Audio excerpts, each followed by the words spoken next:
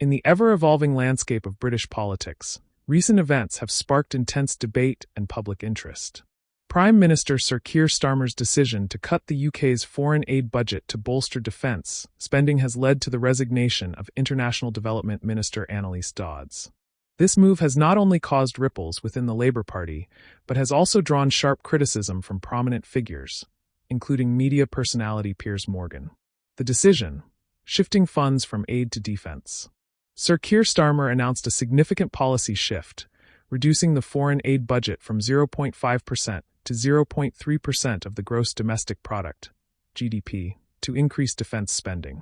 This reduction amounts to approximately £6 billion annually and aims to raise defence expenditure to 2.5% of GDP by 2027.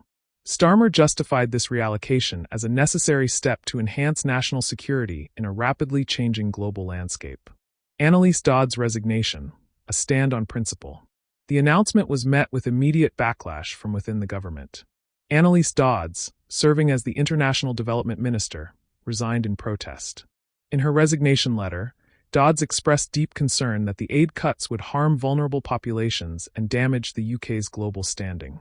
She argued that reducing foreign aid could bolster adversarial powers like Russia and China, who might fill the void left by the UK's diminished support in developing regions. Piers Morgan's critique, a media perspective. Renowned broadcaster Piers Morgan did not hold back in his critique of Starmer's decision. Utilizing his platform, Morgan accused the Prime Minister of undermining the UK's moral responsibility on the global stage.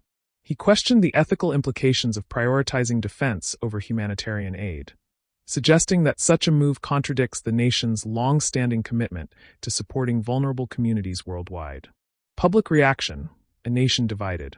The public's response has been polarized. Supporters of the aid cuts argue that national security should take precedence, especially given emerging global threats.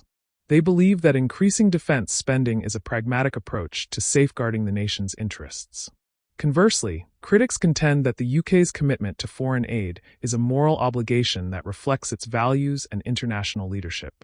They fear that reducing aid could lead to increased instability in impoverished regions, ultimately posing greater security risks in the long term.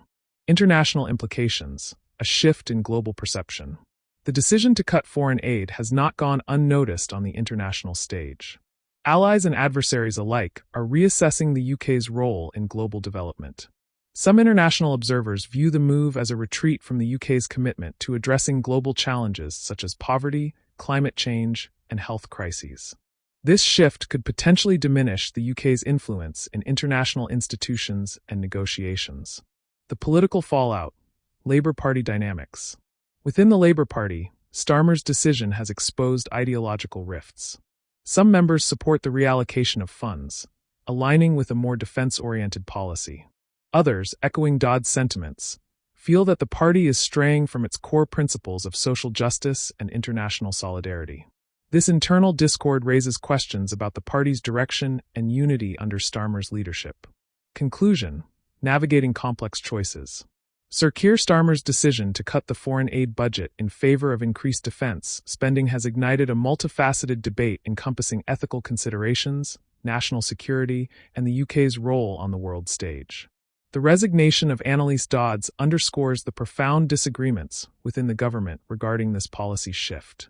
As public figures like Piers Morgan continue to voice their opinions, the discourse reflects the nation's struggle to balance domestic priorities with international responsibilities. In these complex times, the UK faces challenging decisions that will shape its identity and influence in the years to come. Engaging in thoughtful and respectful dialogue is essential as the nation navigates these pivotal choices.